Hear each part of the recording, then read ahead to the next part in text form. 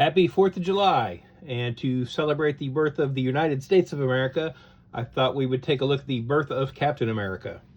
So this is issue 109 of Captain America, published by Marvel back in 1969. However, this is not the original version I have here. So this is the Marvel Legends reprint from 2002 that came with a Captain America action figure. And so this was from Wave 1 of the Marvel Legends toy line back in the day. Looking into this, I believe it's the third time they told the origin of Captain America in comics. So let's take a look.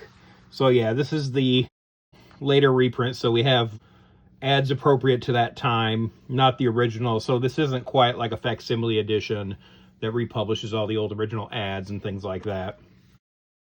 Starting off with our story here, we have Captain America, a living legend of World War II in The Hero That Was. Stan Lee credited as the writer and Jack Kirby as the artist, with Sid Shores on inking duties. So the caption here tells us that we're back in 1944. So this is a flashback sequence with Captain America and Bucky on a mission. And over the course of their dialogue here, we find out that the mission that they're attempting here will help out with the success of D-Day. We get a lot of nice Kirby action art here. Got a lot of bursts, a lot of kind of Kirby crackle dots, some Kirby technology thrown in here. Again, you know, 1969, for me, this is right around peak Jack Kirby time. And we get this fun splash page here with some crazy Kirby machinery, this sort of a weapon vehicle kind of thing that the Germans have. The sequence kind of culminates with Bucky and Cap hurling these bombs at the same time. And as this explosion goes off, we're taken back to the present of 1969, where we find out that Steve Rogers is sort of recounting this tale to Nick Fury. Over the course of their conversation, Steve kind of laments that he is in a younger body than he should be. You know, he's much older than he appears to be, and if Bucky were still alive, he would be older than Steve is now. We're kind of reinforcing the man out of time themes with Captain America here. You know, after World War II, he was frozen and then thawed out in the 60s by the Avengers. So we're getting like a lot of introspection here from Steve Rogers about his situation. And we get this nice portrait here of Steve Rogers, this nice big splash page. And it's an interesting choice to make this like a full page. Again, I feel like it's really to kind of show off the sort of portrait work here by Kirby and Sid Shores.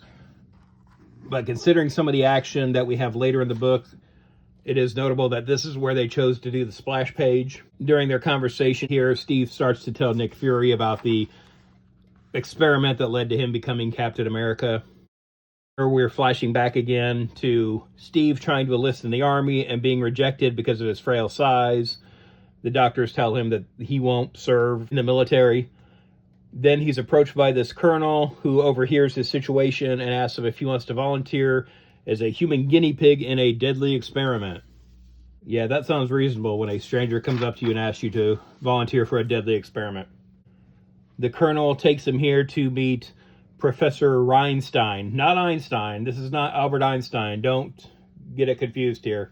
It is notable that this is not, you know, Professor Erskine that I think is sort of canon now for this story. We then cut to a German sub, and they are delivering an agent that is coming to sabotage the super soldier program. So they are landing off the coast of New York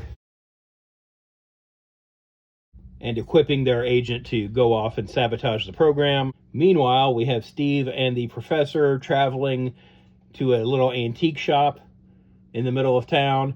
And this sequence pretty much plays out like it did in the Chris Evans Captain America movie, The First Avenger. So we'll see a lot of that mirrored here. We have the older lady here that runs the shop, and she takes off her disguise to reveal that she is an agent working here. Then Steve and the professor go upstairs, and we are shown this elaborate laboratory. Steve is getting ready for the experiment. Meanwhile, officials and our saboteur are filing into a viewing room here. Next, the professor starts bombarding Steve with invisible Vita rays. So we see his transformation here into Captain America, And again, we get a lot of Kirby dots, and we see him growing and getting bigger. And we have this panel here where they reveal, Captain America. Again, I think it's interesting that this big reveal is, one of 5 panels on a page, where if this were a modern comic book, this would definitely be at least a splash page, if not a double-page spread. It's notable that the portrait earlier took up a whole page, whereas the creation of Captain America does not. The professor is kind of explaining to Steve what he can expect and how he's become superhuman. Meanwhile, the German agent sees this as his chance and fires a shot and yelling, "None shall live," to oppose the Fuhrer's Third Reich. The professor is shot dead, and Steve lashes out at the saboteur. Now, this doesn't have the sort of extended chase that we got in the Captain America movie. Steve just kind of takes care of it right here in the laboratory. I think it's interesting, though, as he's fighting this guy, he's smashing him into the lab equipment. So we've already been told that without the professor, you basically can't replicate this experiment. It seems like Steve has made that process harder, too, by destroying the equipment.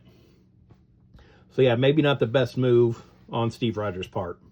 In the context of the flashback, here is our first shot of Captain America in costume, too. So we have this sort of old-school newsreel montage sort of thing with Captain America with a bunch of newspapers mirroring what we see on the cover. I think it's interesting here, too. We see Captain America without pupils in his eyes.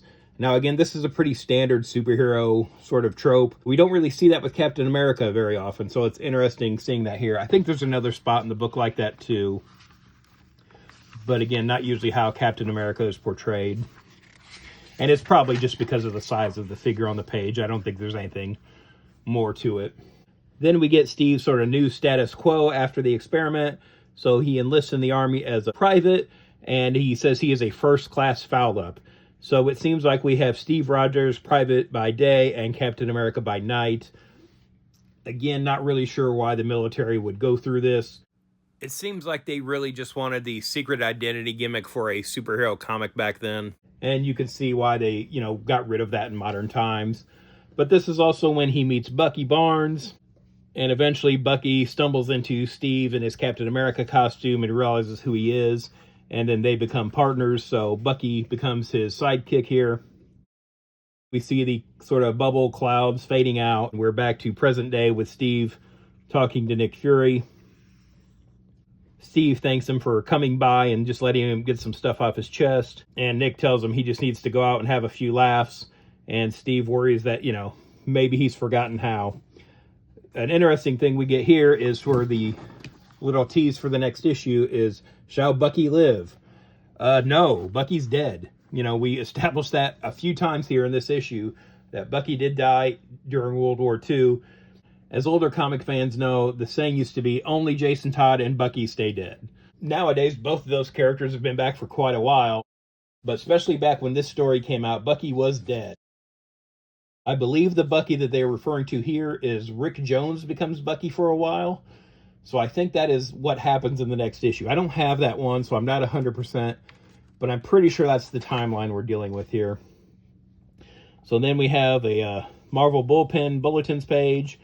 Again, this is from the old issue from 1969. The Corn Nuts ad is not. And then we have the letter page. So yeah, not like a full replica facsimile edition like they would do now, but pretty close. You get the story and you get letters and editorials and things. Oh yeah, so here are the Marvel Legends toys. So this is the Captain America that this comic came with. And then we have the rest of the first wave of Marvel Legends figures, which is still going on today, amazingly enough. Yeah, that's the origin of Captain America from 1969. I don't think this issue is that hard to find. I have several from around this time period, too. I just don't have this specific one. And I think you can find this reprint pretty easily, too. I know you can read this on Marvel Unlimited. I'm not sure if it's in any collections right now or not, but again, I don't think it's too hard to track down this issue. It might be a little pricier because it is, the origin issue. Yeah, I think this is really good Stan Lee and Jack Kirby work here. Again, this is kind of Kirby firing on all cylinders for me. Really enjoy his art. I like seeing Cap and Bucky, fighting Nazis. That's what you want from a Captain America book. And it is a, pretty straightforward origin story. Again, if this were being done in the modern day, this would be at least 6, if not 12 issues. This is kind of a primer. If you want to know about Captain America, here you go. We get World War II, we get Man Out of Time, we get Bucky, we get the program with the experiment and everything. You can see why they use some of this for the movie to introduce Captain America to the world. If I was going to rate this, I think I'd give this a near mint. This is pretty much everything you want out of a comic book, and you have good creators doing good work here. Have you read this before? What do you think of it? Is there a version of the Captain America origin that you prefer? Let me know in the comments below, and thanks for watching. If you'd like to follow me on social media, I'm on Twitter/X at Detective651, also on Instagram at Detective651. Be sure to check out my t-shirt store at tpublic.com/user/Detective651. I've got a lot of nerdy designs on there, and there's sales all the time, so check it out frequently.